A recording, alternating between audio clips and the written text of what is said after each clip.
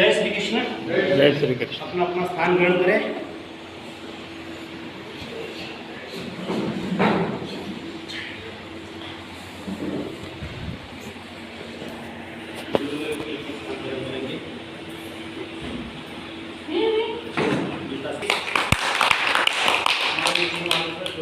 जी तो यहाँ तक हमें सहयोग के साथ साथ दूसरे कार्य की तैयारी करते हैं। आज की सजा जाएगी जोरदार ताली का स्वागत। जय श्री कृष्ण। जय श्री कृष्ण। श्री कृष्ण गोविंद हरे मुरारे हे नाथ नारायण वासुदेव। श्री कृष्ण गोविंद हरे मुरारे हे नाथ नारायण वासुदेव। श्री कृष्ण गोविंद हरे मुरारे हे नाथ नारायण वासुदेव। श्री कृष्ण गोविंद हरे मुरारे हे नाथ नारायण वासुदेव। कृष्ण गोविंद हरे मुरारे हे नाथ नारायण वासुदेव। श्री कृष्ण गोविंद हरे मुरारे हे नाथ नारायण वासुदेव। कृष्ण भगवान की जय। जय स्मरामि हृदि संस्फुरदात्मतत्त्वं सच्चित् सुखं परमहंसगतिं तुरीयं यत् स्वप्नजागरसुषुप्तिमयं भवेति नित्यं तद्ब्रह्म निष्कलं समचरणसरोजं सान्द्रनीलाम्बुदाभं जगन्निहितपाणिं मण्डलं मण्डलानां तरुणतुलसीमालां कज्जलं कज्जनेत्रं सदयधवलवासं विठ्ठलं चिन्तयामि। कृष्णाय वासुदेवाय हरे परमात्मने प्रणतक्लेशनाशाय गोविन्दाय नमो नमः।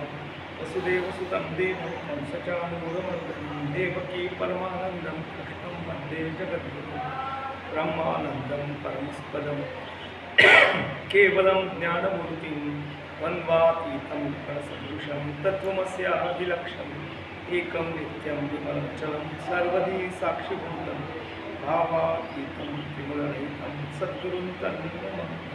सद्गुरुनाथ महाराज की जय। गोपाल कृष्ण भगवान की जय। जय श्री कृष्ण। जय।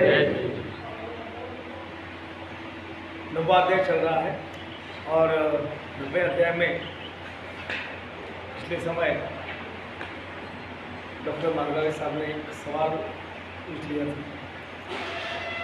तो मुझे उन्होंने कल ये बताया कि मैंने सभी को ये बताया है कि उसका हल ढूंढ के लाओ।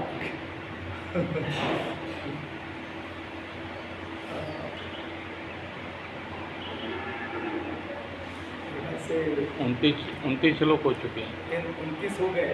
30 से आगे करना है अपने 30 भी हो गया। 32 का सवाल। हाँ, वो सवाल 32वें श्लोक में है। हाँ। सवाल इसमें भगवान जी कहते हैं माहि पार्थ व्यपाश्रित्य ये पिस्यु पापयो नया स्त्रियो वैश्यास्तथा शूद्रास्तेपि यान्ति परांगति।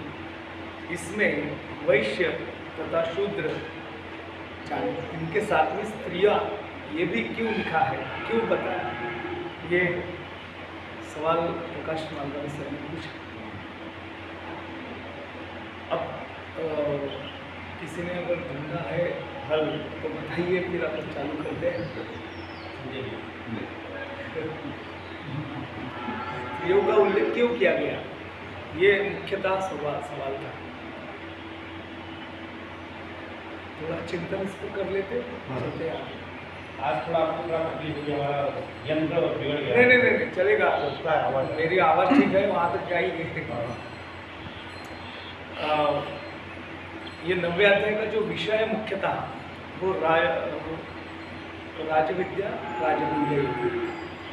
भगवान श्री कृष्ण जी ने अपने दिल की बात जो किसी को भी नहीं बताना है, अत्यंत महत्वपूर्ण है, श्रेष्ठ है, और वो इतनी महत्वपूर्ण है इसके लिए उन्होंने उसको राजगुह्य कहा है। तो ये बात अर्जुन को बताया। अब भगवान कहते हैं कि मेरे भजन करने से सभी का उद्धार होता है। मेरे नाम स्मरण से, मेरे भक्ति से कोई भी ऐसा नहीं है कि वो मुक्त नहीं हो पाता। उसमें सब स्त्री आ गई, शूद्र आ गए, चंडाल आ गए वगैरह। तो स्त्रियों का उल्लेख क्यों किया, इसका उत्तर ढूंढने के लिए हमें फिर से 30वां श्लोक पढ़ना चाहिए। अपि चेत्सु दुराचारो भजते मामनन्य भाव साधुरेव समन्तव्य सम्यक व्यवसितो हिसाह। अतिशय दुराचारी अगर अनन्य भाव से मेरा भक्त होकर मुझको भजता है तो वह साधु ही मानने योग्य है, वो साधु ही कहलाया जाए, क्योंकि वह यथार्थ निश्चय वाला है। और इसके लिए उन्होंने कुछ उदाहरण भी दिए हैं, बाद में देखेंगे। उसके भली भांति निश्चय कर लिया है कि परमेश्वर के भजन के समान अन्य कुछ भी नहीं है। अपि चेत्सु दुराचारो, दुराचार करने वाला भी मेरा भजन करके वो पावन हो सकता है। और फिर कहते हैं क्षिप्रम भवति धर्मात्मा शाश्वत शांति निगच्छति कौन्तेय प्रति जानी ही नमे भक्त प्रणश्यति। वो जो है दुराचारी भी वह शीघ्र ही धर्मात्मा हो जाता है मेरे भजन करने से, और सदा रहने वाली परम शांति जो है उसको वो प्राप्त करता है। इसलिए हे अर्जुन, तू सत्य जान कि मेरा भक्त कभी भी भ्रष्ट या नष्ट नहीं हो सकता। इसमें भले ही स्त्री क्यों ना हो, इसका उत्तर देके फिर वो श्लोक में आऊँगा। इसमें कहा गया कि स्त्री, वैश्य, शूद्र तथा पापी योनि चांडाला सहित जो कोई भी हो वो भी मेरे शरण होकर परम गति को प्राप्त हो गया। एक पुराना एक ऐसा मानना था कि ये जो परमार्थ मार्ग है इसमें अड़ंगा स्त्रियों का है। क्योंकि क्या होता है कि स्त्रियों का मन यह बड़ा चंचल होता है, और दूसरी बात यह है कि इसमें स्त्रियों में ममता जो है वो बहुत ज़्यादा आसक्त होती है। और दूसरी एक चीज़ कही गई, उस पर भागवत संप्रदाय या वैष्णव संप्रदाय के लोग ज़्यादा विश्वास नहीं करते कि स्त्री यह क्या परमार्थ मार्ग में उसका शरीर ही अपवित्र माना गया है। लेकिन हम उस पर भागवत संप्रदाय उस पर विश्वास नहीं करते, लेकिन उस जमाने में था, क्योंकि स्त्रियों ने बड़े बड़े क्या कुभांड रचे थे, इसलिए ऐसा कहा गया। लेकिन पाप योनि स्त्री है ये मानने का विरोध भगवान करते हैं, और बोलते हैं कि अगर किसी के दिल में ये है कि स्त्री पाप योनि है, स्त्री शुद्र, तो ये कतई हो नहीं सकता कि अगर स्त्री वो भी मेरा स्मरण करती है तो वो पाप योनि से, यानी उसका शरीर पूरा मुक्त होता है, पूरी शुद्धता उसको अनुभव में आती है। वैश्य, शूद्र ये पाप योनि माने गए हैं। अब ये क्या आज के ज़माने में इतना खुल के या स्पष्ट रूप से कहना अनुचित होता है, लेकिन फिर भी पूर्व जन्मों के पापों के कारण चांडालादि योनि में जो मनुष्य जन्म लेता है या जीव जन्म लेता है तो पाप योनि माना गया है। और पाप योनि कौन सी, तो उसमें स्त्री, वैश्य, शूद्र, चांडाल आदि आते हैं, ऐसा एक धारणा थी। भगवान कहते हैं कि क्यों हो गया कि पाप योनि है, लेकिन मेरा अगर भजन करता है तो वो पाप योनि से मुक्त हो जाता है, उसको पाप योनि नहीं कहा जाता। और इसके उदाहरण देने के लिए एक निषाद राज गुहा, आपने रामायण में कथा सुनी होगी, उनका उदाहरण दिया है। वो तो निषाद है, निषाद यानी भिल्ल जाति में पैदा हुआ है। और करत दंडवत देखी ते ही भरत लीन उरलाई मनो लखन सन भेटी भई प्रेमुनस हृदय समाई। कहते हैं कि श्रृंगारवेरपुर के भिल्लों के वो राजा थे, लेकिन जमाती भिल्ल थे। उनका काम क्या रहता है? शिकार करना, मांस भक्षण करना, ये तो उनका होता ही। अब हमने शुद्ध आचरण करने वालों के गिनती में मांस भक्षण करने वालों को नहीं रखा है, कि वो प्राणी की हत्या करके फिर अपना उदर भरते हैं, तो वो नीच योनि में है, ऐसा कहा जाता है। लेकिन वो भगवान के बड़े भक्त थे, निषाद राज गुह जो है। और भगवान रघुनाथ जी जब सीता जी और लक्ष्मण जी के साथ में वन में पधारे, तब हमने देखा है या सुना भी है, रामायण में कथा में सुंदर आती है कि उन्होंने बहुत आदर भाव से प्रभु रामचंद्र जी का सत्कार किया था। और उनकी सेवा से, उनकी सत्कार से, या उनकी अपने प्रति जो लगन है, विश्वास है, श्रद्धा है, उसके कारण भगवान ने उन्हें अपना भाई मान लिया था और मित्र मान लिया। और जब लंका दिग्विजय करके प्रभु रामचंद्र जी अयोध्या में पधारे, पद ग्रहण किया, तब उन्होंने एक पारितोषिक वितरण समारंभ कर लिया। और मंच पर कौन बैठने का, बड़े प्रोटोकॉल रहते हैं। अगर हमने देखा है कि साधारण सभा में भी प्रोटोकॉल रहते हैं, कौन किसी ने स्टेज पर बैठना, कौन सी जगह में बैठना, ये भी था। प्रभु रामचंद्र जी ने ये जो पारितोषिक वितरण समारोह किया, तब मंच पर कौन थे, तो वो भी निषादराज वो मेरे मित्र है करके उन्होंने उनके साथ में रखा था। सुग्रीव जी थे, इन सबको अपने साथ में मंच पर बिठाया था। और दूसरी बात यह है कि भरत या लक्ष्मण युवक को दादा कहते थे, जैसे राम जी को दादा बोलते थे, उनको भाई को दादा बोलते हैं भरत, तो उनको भी वही राम जी का सम्मान देते थे। इसीलिए तुलसीदास जी ने कहा, करत दंडवत देखते ही भरत लीन लाई। जब भरत वहाँ मिलने गए थे चित्रकूट में, तब भरत जी ने उनको अपने गले लगाया था। वैसे भरत तो राजा था अयोध्या का। और मनो लखन सन बेटी भई प्रेम न उदय समाई, कहते हैं कि लखन ने, लक्ष्मण जी ने उन्हें अपने हृदय में बिठा लिया था, जैसे राम जी को बिठाया था।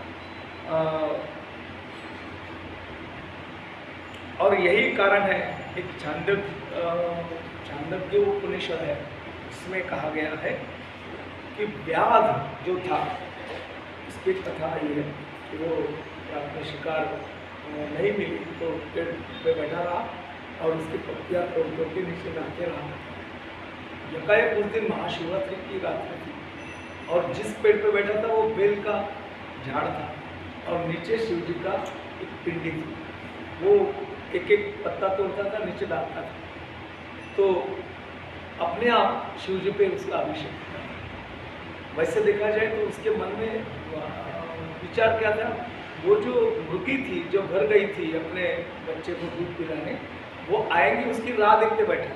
उसके मन में उसको मारने की भावना थी, लेकिन क्या समय बिताने के लिए वो एक एक पत्ती रात तो बितानी है, तो डालते गया, बड़ा पुण्य हो गया और शिव जी उसको पसंद हुए।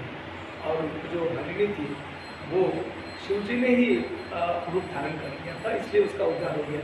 वो उपनिषद कहता है कि व्याध कौन सा अच्छा आचरण करने वाला था, वो तो पापाचरण करने वाला था।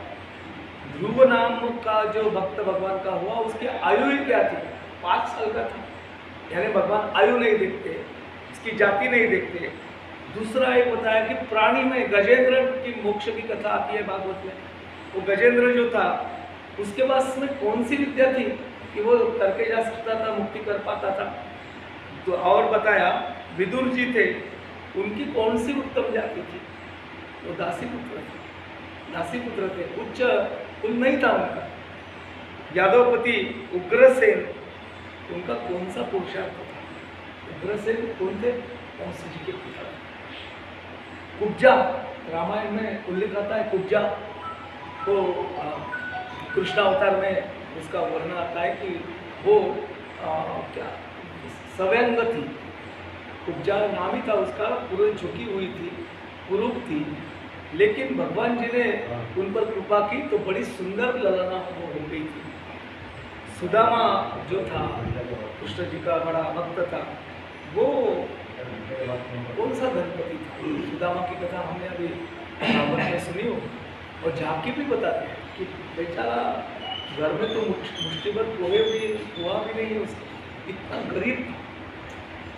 और भगवान कहते हैं कि केवल मेरी भक्ति करने से इनकी कोई पात्रता जो है या धन या जाति या गुण या विद्या, इस किसी को मैं देखता नहीं, मेरा अगर स्मरण करता है तो मुक्त होता है। इसी के साथ में एक उदाहरण दिया कि यज्ञ पत्नियां जो, एक बार प्रसंग ऐसा आया कि श्री कृष्ण जी अपने बालों सहित बड़े नाना प्रकार के खेल खेल रहे थे। अब कृष्ण जी का बड़ा काम, थोड़ा आज के भाषा में बोला तो विचित्र, क्या उनके मन में आएगा और क्या करेंगे बता नहीं सकते। भूख लग गई है तो खाने के लिए क्या है, तो उन्होंने देखा कि दूसरी ओर पर यज्ञ चल रहा है और पुरोहित ब्राह्मण बड़े जोर जोर से मंत्र पढ़कर उसमें आहुतियाँ दे रहे हैं, बहुत पकवान हो रहा है और विधि चल रहा है। भगवान ने अपने साथियों को कहा, गोपालों को कहा कि जाओ, वो यज्ञ में बड़ा सुग्रास अन्न तैयार हो रहा है, उनसे भिक्षा मांग के लाओ, वो खाना लेके आओ। गए वो, गए तो देखा तो वो कर्माचरणी थे सब ब्राह्मण और ऋषि मुनि। बोले नहीं नहीं, भगवान को भोग चढ़ाए बिना किसी को देना नहीं है, भोग चढ़ाए बिना हम नहीं दे सकते। तो आए सब दौड़ के भगवान जी को बताया, कृष्ण जी को, कि वो तो भोग चढ़ाने के पहले नहीं मिल सकता। कृष्ण जी बोले पेट में भूख तो बड़ी जोर से लगी है, अब ये कब लगाएंगे भोग और कब हम खाना खाएंगे, तो कुछ नहीं, जाओ लेके आओ। और एक काम करो, अगर वो लोग नहीं देते हैं तो उनके स्त्रियों से मांग के लाओ, वो देंगे। अब ये गए और उन्होंने बहुत याचना की, लेकिन उन्होंने बताया कि जब तक भोग नहीं चढ़ता तब तक ये अन्न आपको नहीं दे सकते, क्योंकि आपने खा लिया तो भोग चढ़ाने के लिए वो अपवित्र हो जाएगा। तो कृष्ण जी ने बताया था कि उनकी पत्नियों से जाकर वो गए और उनसे याचना की, ऐसा ऐसा है, भगवान श्री कृष्ण जी है, उनको भूख लगी है, हमें भी भूख लगी है, तो इतना सुंदर, इतना सुग्रास अपने अन्न बनाया है, हमें दे दो, जो हमारी भूख मिट जाएगी।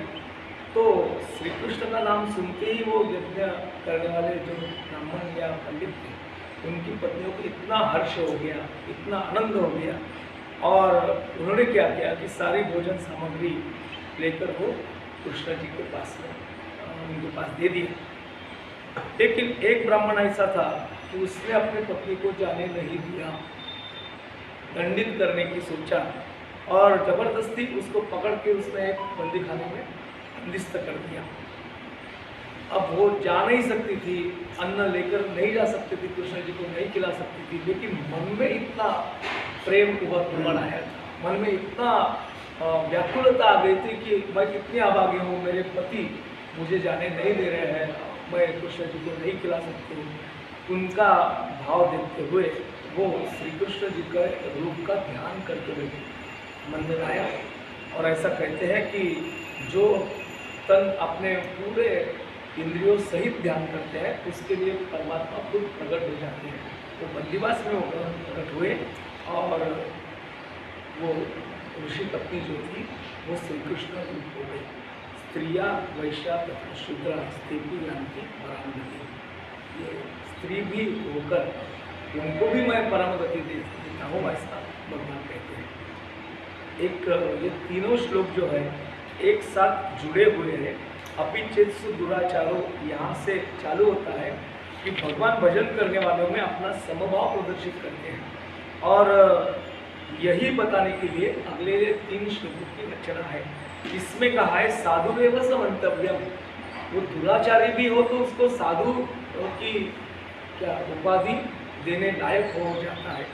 आगे वाले श्लोक में कहते हैं क्षिप्रम भवति धर्मात्मा, क्षिप्रम यानी शीघ्र ही वो धर्मात्मा हो जाता है, दुराचारी है लेकिन परमात्मा यानी भगवान स्वरूप हो जाता है।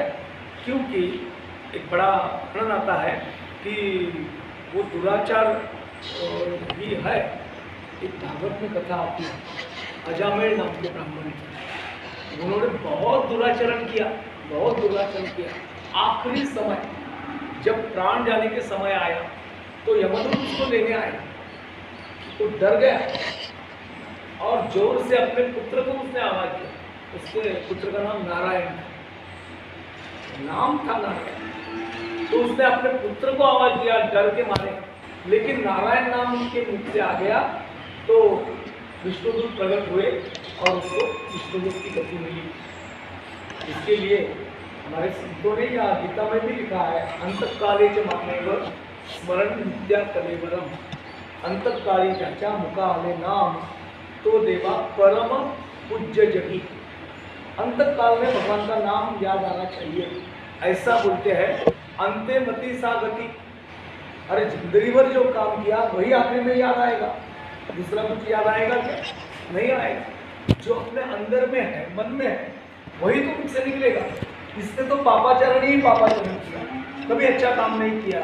वो कपट करता था, दूध खेलता था, स्त्रियों यानी वेश्याओं का गमन करता था, पूरा जितना भी संपत्ति थी वो वेश्या पे उसने लुटा दिया था, उसके घर का आश्रित बन के रहना।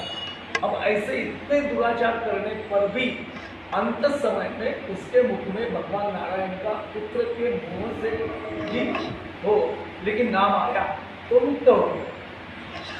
ये बता, उसको दुराचारी होकर भी वो धर्मात्मा हो गया। क्यों? अंतकाल में उसके स्मरण में भगवान का नाम आया। सहसा सामान्यतः जो जिस काम में व्यस्त रहता है उसी को याद करता है। जैसे हम वो करते हैं कि हमारे पीछे बहुत सारे काम होते हैं, जब पूजा या ध्यान में बैठते हैं तो विचार यथायथ अपने व्यवसाय के, अपने जो भी हमारे उद्योग के उसी के आते हैं। तो इसमें व्यस्त रहने पर अंतकाल में हमारे मुख्य नाम क्यों नहीं आता? लेकिन इनको क्षिप्रम भवति धर्मात्मा क्यों कहा गया? वो धर्मात्मा क्यों है? इतना अनाचार करके भी अंतकाल में उनके मुंह में भगवान का नाम स्मरण आ गया और उनको परम शांति का अनुभव हो गया। कौनते प्रति जानिए नमे भक्त प्रणश्यति। हे अर्जुन, तू निश्चय पूर्वक यह सत्य जान ले कि मेरा भक्त ये कभी भी भ्रष्ट या नष्ट हो नहीं सकता, चाहे किसी भी भाव से आए, किसी भी भाव से आए।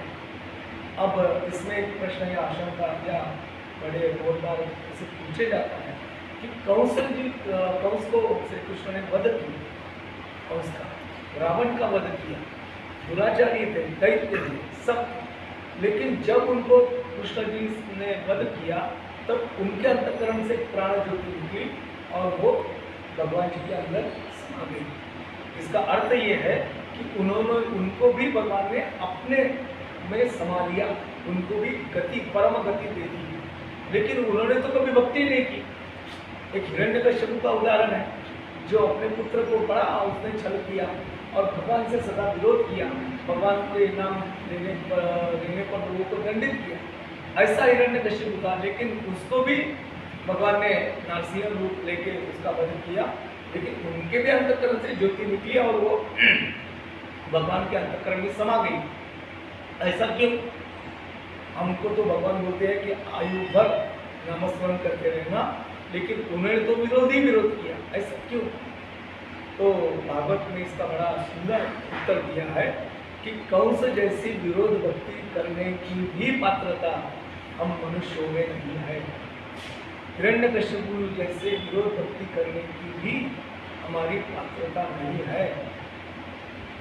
चलो विरोध करके देखते हैं, ट्रायल के तौर पे इस भगवान के काम का विरोध करना है तो मन में बड़ा डर पैदा होता है, अरे मैं करूँ न करूँ। किसी ने कहा आरती होगी, प्रसाद देके जाओ, प्रसाद के बिना मत जाओ, मैं नहीं लूँगा प्रसाद, ऐसा करके निकले। थोड़ी दूर जाने पर मन में तो आशंका हो जाती है कि अरे भगवान का प्रसाद मैंने नहीं लिया, मेरा गलत सलत न हो जाए। ये डर भी हमारे मन में होता है। विरोध भक्ति करने को भी बड़ी तैयारी लगती है, जो हिरण्यकश्यप थी, इसलिए उनको भी भगवान ने भक्त माना है और इसीलिए उन्होंने कहा है कि भगवान कभी भी वो मेरा भक्त नष्ट नहीं हो सकता, मेरे स्वरूप में आके समाहित हो जाता है। एक कथा मुझे याद आ रही है, तो बिल्व मंगल जी की, बिल्व मंगल नाम सुना है आपका? उनका जो काव्य है श्री कृष्ण करुणामृत नाम का काव्य है और बड़ा मधुर है, बड़ा प्रिय है, बड़ा भावहीना है। वैसे देखा जाए तो ये बिल्व मंगल जी जो थे कि एक रामदास नामक भक्त निवास करते थे। कृष्णा मेना नदिया जो है उसके किनारे रहते थे, उनके पुत्र थे और बड़े पढ़े लिखे थे, शांत थे, श्लिष्ट थे और साधु स्वभाव के थे। लेकिन पिताजी के मरने पर वो कुसंग में पड़ गए। सहसा ऐसा होता है, बाप बड़ा प्रयत्नपूर्वक बच्चे के लिए धन जोड़ता है, बाप के जाने के बाद में बच्चा तो अपने आप उनको करने गया तो किसी भी कामों में व्यर्थ खर्चा कर देता है। वैसे ही वो पाप कर्म में रत हो गए। इतना उनके दिल में काम की वासना जागृत हो गई। तो एक नदी के दूसरी छोर पर चिंतामणि नाम की वेश्या है, उस पर इसका मन आरक्त हो गया और दिन रात उसी का ही ध्यान करता था। एक बार ऐसा हुआ कि इनके यहाँ कुछ ब्रह्मकर्म चल रहा था, तो ब्रह्मकर्म में व्यस्त थे बिल्कुल मंदिर, लेकिन मन में तो चिंतामणि नाम की वो वेश्या का ही चिंतन कर रहे थे, कब ये समाप्त होगा और कब मैं उनको मिलने जाता। नदी के दूसरे किनारे पर कृष्णा नदी अपने लिए की बहुत बड़ी नदी है और अचानक से बड़ा तूफान आ गया, नदी में बड़ा उफान आ गया। जो नाविक थे उन्होंने बता दिया कि हम अभी नाव इस नदी में नहीं चलाएंगे क्योंकि प्राण संकट है, नहीं जा सकते। लेकिन इनके दिल में तो उसको मिलने की बड़ी आस लगी थी, कब जाता कब मिलता, कब जाता कब मिलता। नदी के किनारे आ गए, देखे तो नदी बड़े तूफान पर है, कोई जो नाविक है केवट जाए वो आगे ले जाने के लिए तैयार नहीं है। इन्होंने समय तो शाम का हो गया, राह देखते देखते शाम हो गई, शाम की रात हो गई, लेकिन इनको जाने को साधन नहीं मिल रहा है। लेकिन मन में तो आस बड़ी जाग रही है। इन्होंने कुछ भी विचार न करके वो उफान भरी नदी में एक बुद्ध लिए और उधर जाने लगी। अब नदी तो उफान पर थी, अब डूबने का खतरा था। इतने में ही उनके हाथ में कुछ लग गया, तो उन्होंने कहा चलो लकड़ी लग गई हाथ में तो उस पर सवार हो जाए। देखा तो पता नहीं, लेकिन वो था एक शव था, एक स्त्री का सड़ा गला शव था, नदी में बह रहा। उसको लगा चलो भगवान ने अब मेरे लिए क्या, मेरी मनोकामना पूर्ण करने के लिए लकड़ी भेजा। उस पर सवार हो गया, जैसे तैसे दूसरे किनारे चला गया। तुलसीदास जी के बारे में भी ऐसी एक कथा आती है, बिल्वमंगल की कथा उसके जैसे ही है। वो वहाँ गया, बड़ी चिंतामणि के घर के, रात हो गई थी, बड़ा घना अंधेरा है और कंपाउंड की जो दीवार है बड़ी ऊंची है, चढ़ना कैसे तैसे चढ़ने का प्रयास किया। एक रश्मि उसको दिखी, एक डोरी क्या डोर दिखा, तो वास्तव में था काला सर्प था। उसके पूंछ को पकड़ के अंदर गया, एक खिड़की से अंदर झांका और चिंतामणि के पास पहुंच गया। उसने बोला कि कितने मूर्ख, कितने उफान भरी रात में नदी में इतना तूफान आया है और घना अंधेरा है, आप कैसे आए? रात भर रुक सकते थे, इतना विधर आप सह सकते थे, लेकिन आपको क्या इतनी काम वासना जरूरत पड़ी कि आप भागते चलते आ गए? तो बोले नहीं, भगवान ने मुझे पूरा साथ दिया, एक लकड़ी मेरे लिए भेजा, उस पर बैठ के मैं आया, एक रस्सी यहाँ टांग दिया था कि जिसके सहारे मैं ऊपर चढ़ के आया। ये खिड़की एकाएक खुली थी जहाँ से मैं अंदर प्रवेश किया। तो जब थोड़ा उजाला हुआ तो चिंतामणि उसको लेकर बाहर आ गई, देखे तो वहाँ एक बड़ा भयंकर काला सर्प है जो लटक रहा है और साथ में वहाँ एक सड़ा गला वो शव स्त्री का पड़ा था। उसने बोला धिक्कार हो तुम पर कि ये सड़ा गला जो शव है उस पर सवार होके आप आए, अमंगल ऐसे चीज पर सवार होके आए। सर्प का भी आपको ध्यान नहीं रहा कि ये काला बड़ा भयंकर विषैला सांप है, उसको पकड़ के आप आए केवल काम वासना पूर्ण करने के लिए या मेरी अस्तित्व के कारण। इतना अगर भगवान का चिंतन करते तो सहज ही भगवान स्वरूप मिल जाते। तो चिंतामणि के उपदेश से इनके दिल में एकदम से ख्याल आया कि सही बात है, चिंतामणि नाम की ये वेश्या अपने को बता रही है कि इतना तन्मयता से एकाग्रता से भगवान का भजन करने से वो मिल जाता।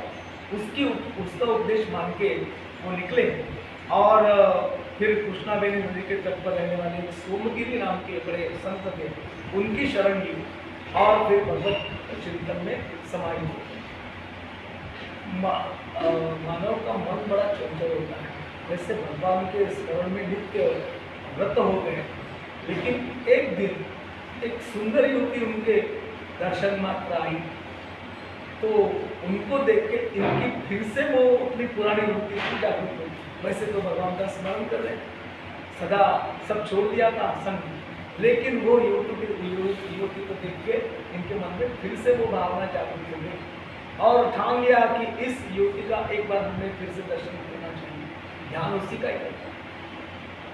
जो एक वहाँ के धनी थे, वो आए, उनकी व्यवस्था करते थे, उनको उन्होंने अपना मनोदय बता दिया कि मुझे मेरे दिल में भावना आ गई कि एक बार अगर मैं उस गुरु का दर्शन कर लूँ तो बड़ा समाधान था। उसमें सोचा कि चलो क्या बात है, इनको दर्शन करा लेते। उन्होंने वर्णन किया, वो उनकी पत्नी थी। वो बोले, पत्नी को भी उन्होंने मनोदय बता दिया, वो महात्मा आपको देखना चाहते हैं, तो चलो कुछ समय के लिए उनको मिल गया। तो वो उनकी आई, लेकिन जब वो ब्राह्मण वो सेठ लेने गया अपने पत्नी को, ये विचार कर रहे थे कि इसी भावना से वो चिंतामणि ने मुझे उपदेश किया और भगवान को चिंतन में लगाया, अब फिर से वही मेरे मन में आ रहा है, ये क्यों हुआ? तो मुझे दृष्टि है, आंखें है, ये आंखों को ऐसी चीज़ देखने की इच्छा हो गई। अगर मुझे आंखें ही नहीं होती तो ये भावना जागृत नहीं होती। उन्होंने एक बेल का पेड़ था, पेड़ काटे रहे थे, दो बड़े बड़े काटे उसने तोड़ दिया, हाथ में लिया, और जब उसने सोचा, वो युवती अपने पत्नी को लेके आया, तो वो जैसे उनकी आहट आ गई, तब उन्होंने दोनों के दोनों काटे अपने आँख में डाल दिया, आँख को खोल दिया, अंधा हो गया। अब उन्हें कोई दृष्टि का दोष नहीं आया और जन करने लगा। वो ब्राह्मण को भी बड़ा कष्ट हुआ, वो सेठ को भी बड़ा कष्ट हुआ कि अपने आप ही को भी, वो ज्योति को बड़ा दुख हुआ कि क्या आदमी है कि आँखें ही फूट गई, रुधिर की धारा लग गई है, पूरा दृष्टि तो चली गई है, भगवान का नित्य स्मरण कर रहे हैं। अब अंधा हो गया तो कुछ क्या आसपास पड़ोस देख नहीं सकता था, खाने पीने की व्यवस्था भी नहीं कर सकता, चल भी नहीं पाता था। अब ऐसा चिंतन में लग गया तो भगवान खुद एक छोटे बालक का रूप लेके वहाँ आ गए और बोले कि सुंदर जी, आपके लिए मैंने कुछ खाने की चीज़ें लाती है, तो खा लीजिए। उन्होंने, अब भूख तो लगी थी, बड़ा अच्छा है मुझे, खा लिया। वो बोला बालक कि मैं रोज आपके लिए ऐसे खाने के लिए चीज़ लाऊंगा, आप चल कीजिए, आप भगवान का स्मरण करते हैं तो मुझे बड़ा अच्छा लगता है, इसलिए आपकी सेवा में मैं रोज लाऊंगा। रोज वो खाना खाता और इनको खिलाता था। ये भगवान के चरण में लीन रहे थे। एक दिन वो बालक बोला कि आप जिनकी आराधना करते हो वो वृंदावनवासी जो भगवान श्री कृष्ण है, उनको मिलने चलोगे वृंदावन में? तो ये बोले, मैं कैसे जा सकता हूँ, मैं तो अंधा हूँ। तो बालक बोला, चलो मैं आपका हाथ पकड़ के आपको लेके जाऊँगा वृंदावन। और उन्होंने उनका हाथ पकड़ा और उनके पीछे पीछे पीछे वो चलने लगे। तो इनको ध्यान आया स्पर्श करने से कि यह विभूति है, भगवान खुद है, अपने को लेके जा रहे हैं अपने साथ। तो जैसे इनके मन में आया या इनको पता चला कि ये भगवान ही है, तो भगवान ने अपना हाथ छुड़ा लिया। तो बड़ा सुंदर उसने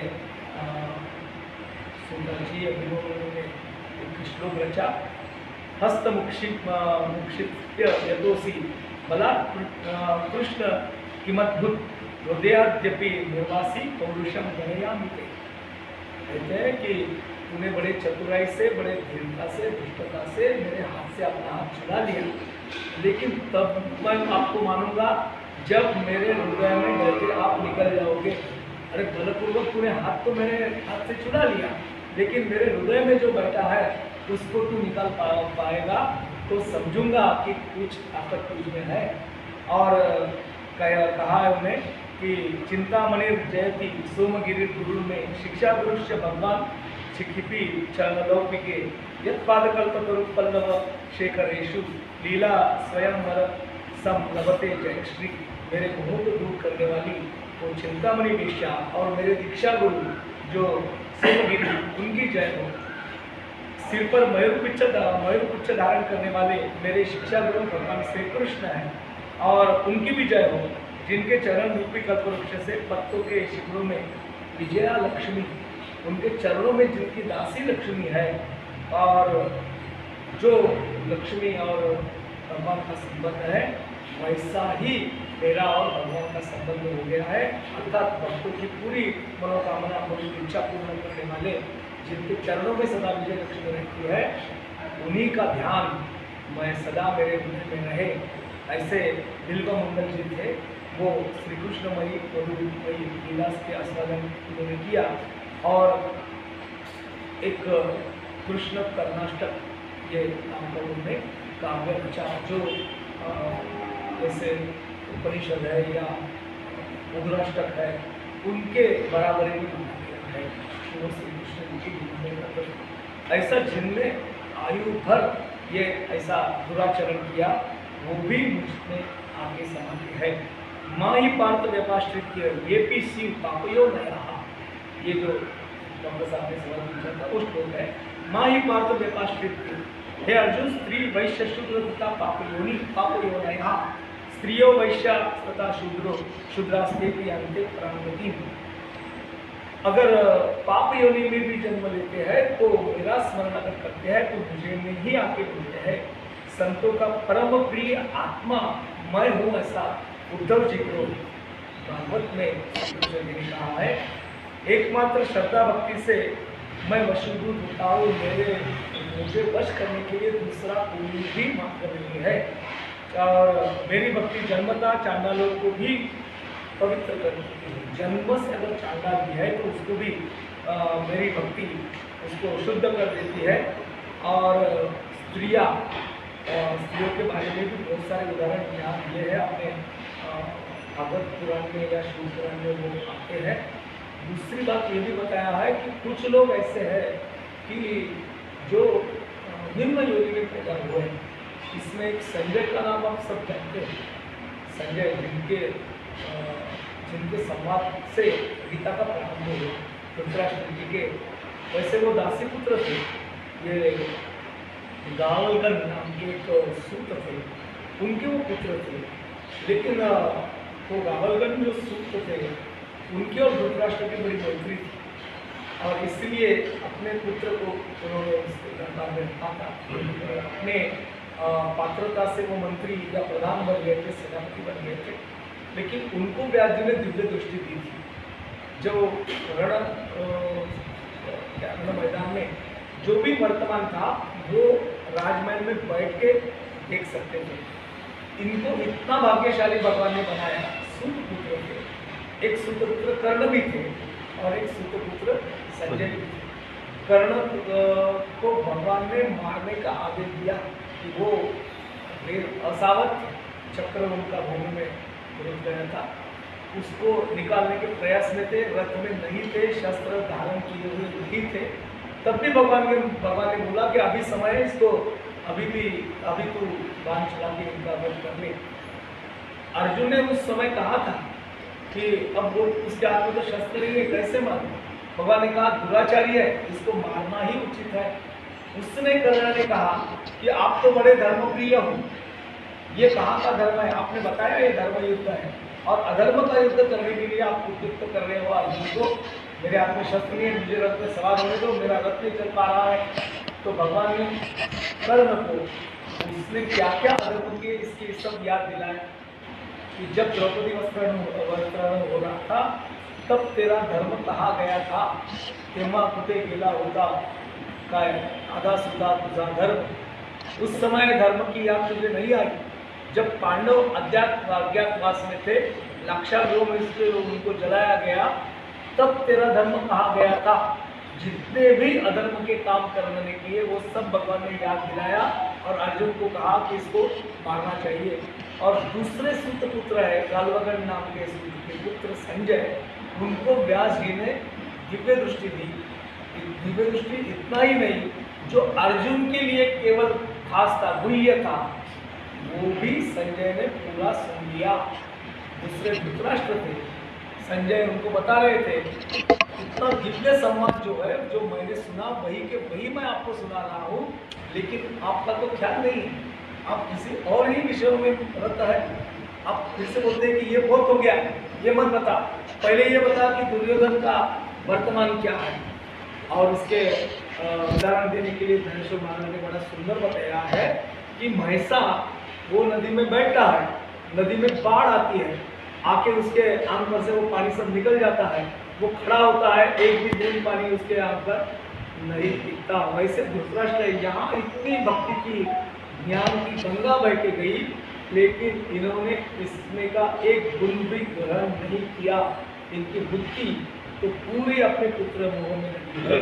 संजय को इतनी बड़ी कृपा करके और उनको ये ज्ञान सुनाया, और अर्जुन की भक्ति जो है वो संजय ने धृतराष्ट्र को समझाई। इनका इतना क्या महत्व भगवान ने केवल उनके नामस्मरण से बनाया।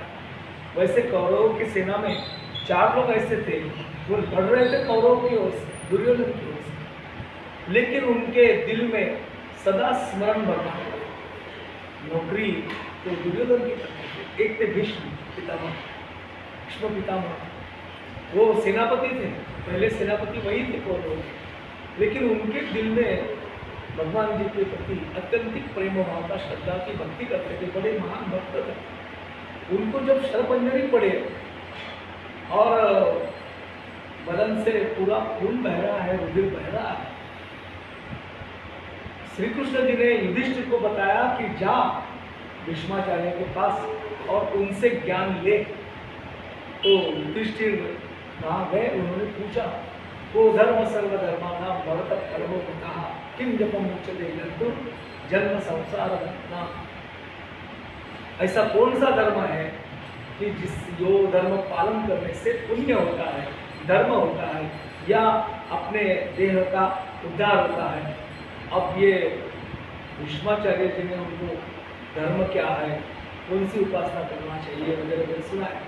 अर्जुन युधिष्ठिर ने श्री कृष्ण जी को पूछा कि वो तो शरपंजरी पड़े हैं, अपने दुश्मन है, वैसे देखा जाए तो प्रतिपक्ष में है, गौरव के हैं, और उनका वध करने के लिए आपने बड़ी योजना की है।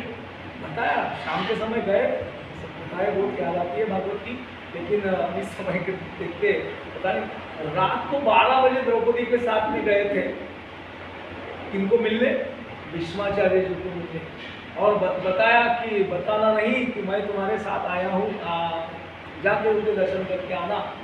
द्रौपदी जी ने उनके चरण छुए तो कंपन का आवाज़ हुआ, उन्होंने विजयी भव आशीर्वाद दिया, सौभाग्यवती भव आशीर्वाद दिया, और यहाँ से स्त्री है पूछा, बोले कि रात को किसने भेजा, तुम्हारे साथ में कौन आया है? कृष्ण आया है। द्रौपदी जी ने चुप तो नहीं बोलना है, हाँ है, हाँ है, बाहर करें। तो भीष्माचार्य जी बाहर आए, बोले कितने चतुर हो, कितने चतुर हो कि मुझसे इनके अक्षय का वरदान मुझसे ही आपने पाया। जब महाभारत युद्ध प्रारंभ हो रहा था तो युधिष्ठिर ने कहा था सब पांडवों की, चलो हम भीष्माचार्य के दर्शन करके आते। अब जब दर्शन करने गए तो उनको आशीर्वाद भीष्माचार्य जी ने दिया, विजयी भव। अब उनकी ओर से विजयी भव आशीर्वाद, तो परास्त होने का कोई कारण नहीं। धर्मराज ने ये पूछा कि जिनके लिए इतनी योजना की, उन्हीं के पास मुझे भेज रहा है ज्ञान लेने के लिए, मैं कैसे उनके पास ज्ञान लेने जाऊँ? उन्होंने कहा कि भीष्माचार्य है, बड़े ज्ञानी है, मेरे बड़े भक्त है, कौरवों की सेना में है, फिर भी ज्ञानवान तो है ही है। और जाके धर्मराज ने उन्हीं को पूछा कि आप कौरवों की सेना, इतना ज्ञान है तो कौरवों के साथ में क्यों? बोले वित्तस्य पुरुषोदास्या, मैं एक वचन में बंधा हुआ था और उसकी चाकरी करता, इसलिए मुझे कुछ कहने का, बोलने का अधिकार नहीं था। वो पापियों का अन्न मैंने भक्षण किया, उसका जितना भी रुधिर मेरे शरीर में बना था ये सब बह गया। अभी पूर्ण रूप से शुद्ध ऐसा रुधिर मेरे में है, इसलिए भगवान ने तुझे मेरे पास भेजा है। एक भीष्म जी थे, दूसरे व्यास संजय थे, संजय जी कि वो भी सूतपुत्र होकर भगवान के भक्त थे। विदुर थे, जहाँ शिष्टाई फलस्वरूप नहीं हुई तो भगवान दुर्योधन के राजाश्रय में नहीं रहे, वो विदुर जी के घर रहने गए थे। और महर्षि व्यास थे, व्यास भी ऐसे ही नीच योनि में जन्म लिया था उन्होंने, लेकिन फिर भी भगवान के भक्त थे। ऐसे सब उदाहरण देके बताते हैं। यत सत्यम यतो धर्मो तो राजवेता ततो भवति गोविंदो यत कृष्ण ततो जया। जहाँ सत्य है, धर्म है और आर्जव है, भगवान की भक्ति है, ततो भवति गोविंदो, वहाँ भगवान गोविंद उपस्थित रहते हैं। यत कृष्ण ततो जया, और जहाँ पर कृष्ण है वहाँ जय तो होना ही है। गीता का आखिरी का जो श्लोक है संजय के मुंह से आता है वो है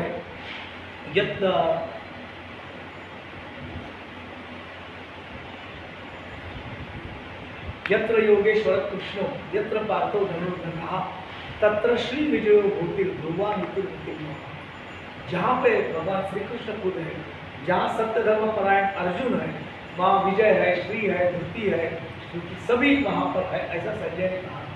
संजय को धृतराष्ट्र ने पूछा कि भाई इस युद्ध में विजय किसका होगा, एक उत्सुकता रहती है। अभी भी हमारे सबके दिलों में 4 तारीख को क्या होगा एक दूसरे को पूछते हैं, अपने अपने अंदाज से लोग बताते नहीं नहीं यहाँ तो ऐसा ही होगा, वहाँ तो वैसा ही होगा। हम एक क्या अपनी एक मनोधारणा बना के हम अपनी ही बात बताते हैं, 4 से 5 होगा नहीं होगा तो बताते हैं। लेकिन संजय जी बड़े चतुर थे, संजय जी बड़े चतुर थे। उन्होंने कभी भी ये नहीं बोला क्योंकि दुर्योधन का जय होगा ऐसा अगर उनके लिए बताया तो वो असत्य होगा। उनको मालूम था जहाँ कृष्ण है, जहाँ अर्जुन है, वहाँ तो विजय होना ही है। अब दुर्योधन का जय होगा ये बता नहीं सकता था, और पांडव विजय होंगे ऐसा अगर बताया तो नौकरी चली जाएगी। राजा को जो प्रिय है वही बताना पड़ेगा। इससे बड़े डिप्लोमेटिक उत्तर दिया। क्या बताया उन्होंने? संजय कहता है कि वो तो मैं नहीं जानता क्योंकि वो आगे होने वाला है, मैं तो भविष्य नहीं जानता। ये बोला संजय मणि ये रे राते भी नेने। जब धृतराष्ट्र ने पूछा विजय किसकी होगी तो बोला मैं तो नहीं जानता, लेकिन मुझे इतना मालूम है आयुष्य देते जिन्हें असने की गाह। जहाँ पर आयु है वह जिंदा रहना ये तो स्वाभाविक है, जिसका मृत्यु आ गया वो मरने वाला है। अब जय किसका होगा आप सोचिए। इतना सुंदर उत्तर संजय ने दिया था। अब बोलते हैं किम पुनर्ब्राह्मणा पुण्या भक्ता राजा श्रेयस्तथा अनित्यम सुखम लोकमिमं प्राप्य भजस्वमा। अब भक्त है तो कहना ही क्या है, जो पुण्यशील ब्राह्मण है, राजश्री है, ये जो भक्तगण है मेरी शरण होकर परम गति को प्राप्त होते हैं। इसलिए तू सुखरहित क्षण भंगुर इस मनुष्य शरीर को प्राप्त होकर निरंतर मेरा भजन कर। अर्जुन मनुष्य शरीर में था, अम्बरीश नाम के राजा थे, उन्होंने एकादशी का व्रत किया था। वो भी कथा दूसरे चिंतन में सुनाऊंगा। लेकिन आखिरी भगवान उनको बताते हैं मन्मना भव मत मध्याजी माम नमस्कुरु मामे वैश्यसी युक्तत्वम मात्मानं मत परायणः।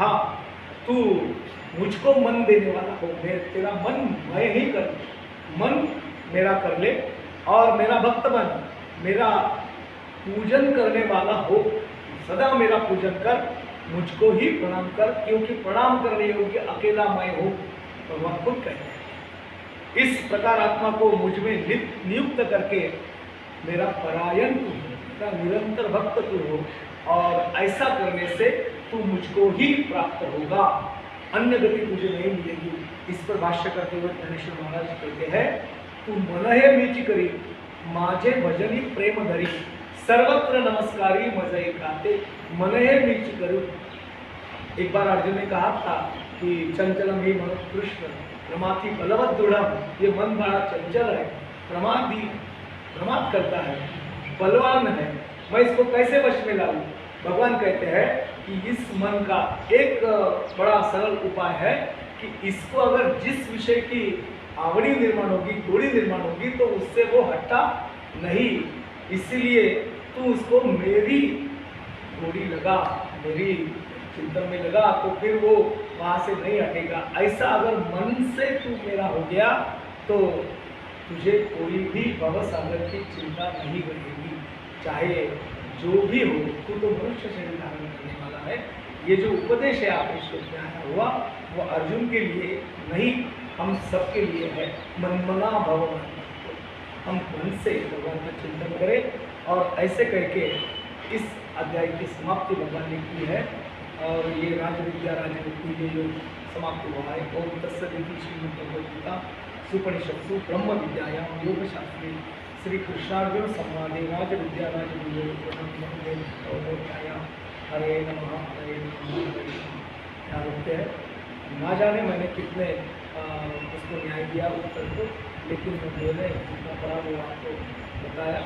इसके अलावा भी अगर कोई उत्तर आपको सूझता है तो ज़रूर मुझे बताया, मैं मुझे मेरे ध्यान में प्रकाश हो जाएगा।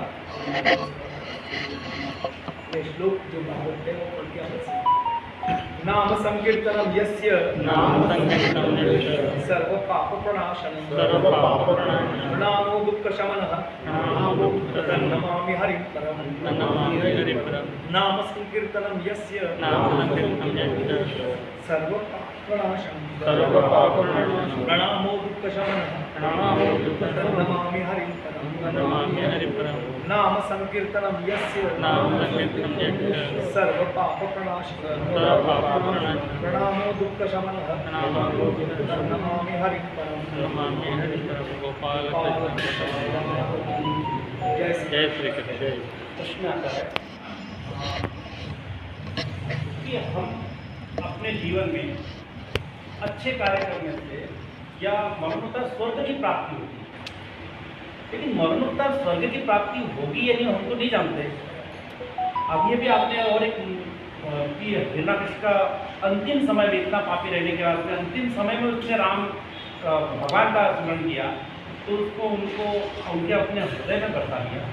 तो ये थोड़ा विरोधाभास करता है कि हमने मरने के बाद में स्वर्ग की प्राप्ति करना चाहिए या जीते जी स्वर्ग की प्राप्ति कैसी महसूस करना चाहिए, तो थोड़ा सा। हाँ, तो कहा जाता है कि मरने के बाद में स्वर्ग या मोक्ष मिलता है, ऐसा कहते हैं। अच्छा कर्म करने से, है ना, आप पुण्य कर्म करने से स्वर्ग मिलता है। लेकिन ये तो धारणा ही है। हमने जीवन में पुण्य कर्म किए, मन में हम सोच लेंगे कि हमें स्वर्ग की प्राप्ति होगी, लेकिन देखा किसने है? देखा किसने? मरने के बाद में क्या होता है देखा किसने? हम स्वर्ग में गए या नरक में गए? इसीलिए हमारे संतों ने ईश्वर भाष्यकृति में कहा है कि ये मरणोपरांत मिलने वाला स्वर्ग जो है वो हमें नहीं चाहिए। वो जो तेरा मोक्ष है, निर्वाण है, स्वर्ग है, वो अपने पास ही रख, हमें होना नहीं है। कहते हैं कि तुकाराम महाराज का है, मोक्ष आमाघरी कामारी ते दासी हो या सांगू तैसी तुकाम। कहते हैं कि मोक्ष ये जो बातें हैं वो तो हमने आपकी कृपा से ऐसे पाली है कि हमारे घर में काम करने वाले दास जैसा वो मोक्ष काम करता है, हमें नहीं होना है। मोक्ष सुख अनुलाथा, वो कहते हैं कि वो मोक्ष सुख को भी हम लता प्रहार करेंगे क्योंकि हम जीते जी उसका अनुभव ले रहे हैं। मुखी नाम हाथी मोक्ष ऐसी साक्ष्य बहुलाची। आपका जो प्रश्न है वही प्रश्न तुकाराम महाराज ने हमको पूछा कि नाही देवा पाशी मोक्षाचे गाठोडे आणोनी निराळे द्याले हाथी। उनके पास में कितना भी पुण्य कर्म करते रहो, भगवान के पास में कोई मोक्ष नामक वस्तु नहीं है कि जो आपको पारितोषिक के समान आपको दी जाए, ऐसा उसके पास में कुछ भी नहीं है। वो मोक्ष जो जीते जी अनुभवने की चीज़ है। अगर हम जीते जी भगवान का नाम स्मरण करके मन की शांति और समाधान अगर पाते हैं, किसी चीज़ में हमारी आसक्ति नहीं होती है, मन सदा प्रसन्न रहता है, तो उसी को हम मोक्ष कहेंगे। एक लक्षण बताया हरिभक्त का कि सवेरे बिछाने से उठने पर भी जिसकी चर्या में सदा प्रसन्नता दिखती है वो नामधारक है। अनुभव करके देखते हैं कि सवेरे उठ के मुँह नहीं होने का, जैसे भी चदर छोड़ दिए, आईने में जाके देखे अपना चेहरा अपने को देखने लायक अगर है तो समझना मैंने कुछ अच्छा काम किया, मेरे मुख में प्रसन्नता होनी चाहिए। और जैसे मेरा अगर बदन देख के किसी को प्रसन्नता आती है तो समझो मैं मोक्ष का अधिकारी हूँ, लेकिन मेरा मुंह देखने से किसी को बड़ा कष्ट होता है, समझ लेना कि मैं मुख्यतः अधिकारी नहीं हूँ। शबरी की कथा आती है, बहुत ही 3-4 वाक्यों में बता देता हूँ कि बड़ा रामायण जब सुनाते हैं तब झांकी निकालते हैं। शबरी आता है प्रसंग, तो बड़ी बूढ़ी झुकी हुई, बाल एकदम से बिखरे हुए, यानी सफ़ेद हो गए, कुंचला हो गए, बालों को कंघी लगी हुई है, कपड़े भी कैसे क्या मलिन वस्त्र है, चेहरे पर बहुत सुर्खी किया है, ऐसी वो शबरी बताते हैं। लेकिन मेरा खुद का चिंतन है, गलत नहीं मानना, किसी की भावनाओं को ठेस नहीं पहुंचाना चाहता हूँ। लेकिन एक बात याद करके देखो कि भगवान का नाम जिसने अखंड लिया है उसका चेहरा इतना मुरझाया कैसा हो सकता है? कैसे हो सकता है? नहीं हो सकता। वो कभी बूढ़ी नहीं हो सकती, क्योंकि भगवान सदा चिर तरुण है। अरे किसी ने 12 साल 2 साल तप किया तो उसको भगवान ने अदल पद दे दिया। उसको उनके ऋषि ने कहा था कि राम जी आएंगे, कब आएंगे अपॉइंटमेंट नहीं दिया था, तारीख नहीं बताई थी, समय नहीं बताया था। जब बताया था तब वो 12-13 साल की थी, 15-16 साल की थी। और हमने दिखाया कि जब राम मिले तब 80 साल की बूढ़ी हो गई। मान के चलो 80 साल की बूढ़ी है, 16 साल से लेकर तो 80 साल तक उसने केवल राम नाम ही किया।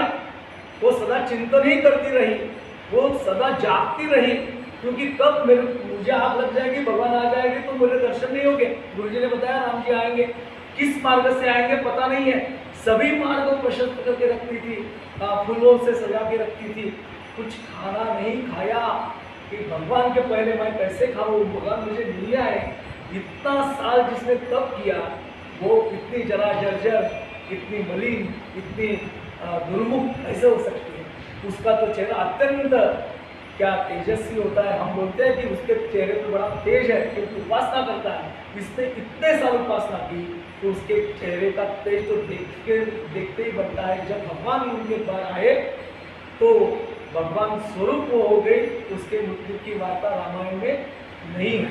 अपने झूठे बेर भगवान को खिलाया, खाया भगवान ने, क्योंकि वो खुद ही भगवान स्वरूप हो गई थी। इसलिए तात्पर्य ये है कि वो जीते जी स्वर्ग सुख का अनुभव। अगर मुझ में कोई उदासी आती है, चिंताएं आती है, मेरा चेहरा अगर नहीं दिखता है अच्छा, मैं मन में स्वस्थ नहीं हूँ, तो निश्चित रूप से मृत्यु के बाद क्या और जन्म में भी क्या, मैं स्वर्ग सुख का नहीं हो सकता। और यहाँ पे जितने लोग बैठे हैं वो स्वर्ग सुख का आनंद कर रहे हैं, बिल्कुल है ना। इसलिए यहाँ बैठे एकांत आते हैं, हर सोमवार को आते हैं और हमारे प्रेरणा स्तोत्र अपनी 24 घंटे की ड्यूटी में बोलते व्यस्त रहते हैं, इसमें समय निकाल के आते हैं। और हमें भंडारा से तुमसर ग्रुप को जोड़ा, और तुमसर ग्रुप में आपका ये सर जोरदार तालियां हमारे प्रेरणा। मैंने भी वो कार्य को आगे बढ़ाया साहब, आपके कार्य को मैंने और आगे बढ़ाया आप तक मुझसे। मैंने भी एक नागपुर में हमने 23 तारीख को हमारे रिटायर्ड जज हमारे भंडारा से ही हुए थे, दास साहब, समीर दास साहब, उन्होंने भी एक ग्रुप तैयार किया हुआ है और 23 तारीख से उसका शुभारंभ हो रहा है। मैं आपसे उठा हुआ, इसके पहले हमारे प्रेरणा स्तोत्र मतानी साहब ने बोला था कि मार्शन किया था कि 10 लोगों को भागवत का ज्ञान या परिचय या जो भी भागवत जोड़ना चाहिए। इसी कड़ी को आगे बढ़ाते हुए कि अभी भी गुरुवार्य ने बोला है कि जीते जी स्वर्ग प्राप्ति करना है तो हमें अभी से वो कार्य करना पड़ेगा। मैं ऐसा चाहता हूँ कि ये संख्या है बढ़नी चाहिए। हर प्रत्येक व्यक्ति ने 10 लोगों को जोड़ना चाहिए। हमारे जैसे प्रेरणा स्तोत्र का मदन साहब का कहना है और हमारा भी कहना है। इसी कड़ी में आज मैं बोलना चाहता हूँ, यहाँ से 3-4 लोगों का मैं नाम लेना चाहता हूँ कि हम भी 10 लोगों तक घर तक जाए। क्यों नहीं जाए? हमारी ऋषि परंपरा है, उस ऋषि परंपरा जो हमारे ऋषियों ने लिखा हुआ है कि ये जो ग्रंथ है वो ग्रंथ को वहाँ तक पहुँचाने के लिए संजय टेमरे जी, मनीष नन्हे जी और भी जो व्यक्ति होंगे, आज शाम को हम 7 बजे 10 लोगों के घर तक जाए। किशोर पटले जी श्री राम नगर से ही शुरुआत करें। श्री राम प्रभु का नाम अच्छा है, उस नगर से ही शुरुआत करें और 10 लोगों के जाकर उन्हें अक्षत दे आने के लिए अवसर है। ऐसा मेरा नियोजन है। इस पर आपकी सहमति हो तो 7 बजे पतंजलि चिकित्सालय पहुंचते हैं। जो लोग भी और उत्साही होंगे, जो लोगों को भी लगता है 7 बजे आकर इस कार्य की शुरुआत आज ही करें ताकि अगले सोमवार तक कुछ लोगों को जोड़ सके। योग धर्म, योग के माध्यम से स्वास्थ्य और धर्म के माध्यम से हमारा जो पुण्य का बोल रहे स्वर्ग की प्राप्ति हो सकती, इनको तीनों दोनों को जोड़े तो हमारे पास से समृद्धि हो सकती। इसी आशा के साथ में धन्यवाद। जय श्री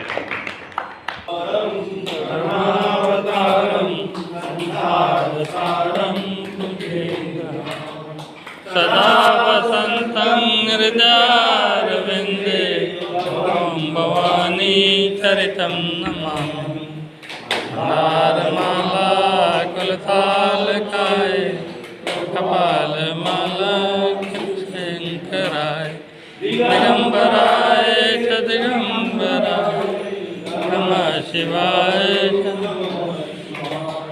भागवत भगवान की है आरती, को पाप से है तारती। भागवत भगवान की है आरती, पापियों को पाप से है तारती। ये अमर ग्रंथ ये टूटी पंथ ये संतन वेद निराला, नवजोत जगाने वाला। ये अमर ग्रंथ ये टूटी पंथ ये संतन वेद निराला, नवजोत जगाने वाला। हरि नाम ये हरि नाम ये हरि नाम ये हरि नाम ये, जगत के मंगल की आरती। पावन को पाप से है तारती, श्री भागवत भगवान की है आरती। पावन को पाप से है तारती, ये सन्निधित पावन पुनीत पापों को मिटाने वाला, हर कष्ट हराने वाला। ये सन्निधित पावन पुनीत पापों को मिटाने वाला, हर कष्ट हराने वाला। ये सुखहरणी ये सुखहरणी ये सुखहरणी ये सुखहरणी ये सुखहरणी आरती। पावन को पाप से है तारती, भागवत भगवान की है आरती। पावन को पाप से है तारती, ये मधुर बोल जग बोल समाज बताने वाला, बिगड़ी को बनाने वाला। ये मधुर बोल जग बोल समाज बताने वाला, बिगड़ी को बनाने वाला। श्री राम ये घर राम ये, श्री राम ये घर राम ये, आरती। पापों को पाप से है तारती, भागवत भगवान की है आरती। पापों को पाप से है तारती, दूरगौरं करुणावतारं संसार सारं भुजगेन्द्रहारं, सदावसन्तं हृदयारविन्दे भवं भवानी सहितं नमामि। माला कृपालकाले कृपालमाला दिगंबराय दिगंबराय नमः शिवाय नमः शिवाय। त्वमेव माता पिता त्वमेव त्वमेव बन्धुः सखा त्वमेव, त्वमेव विद्या त्वमेव त्वमेव त्वमेव सर्वं मम देव। गुरुर्ब्रह्मा गुरुर्विष्णु गुरुर्देवो महेश्वरः, गुरुर्साक्षात् परब्रह्म तस्मै। बोलो राधा कृष्ण भगवान की जय, और गुणवंशी वाले की जय, वृंदावन बिहारी लाल की जय। बोलो पूज्य गुरुदेव की जय, सभी भक्तों की जय, आज के आनंद की जय।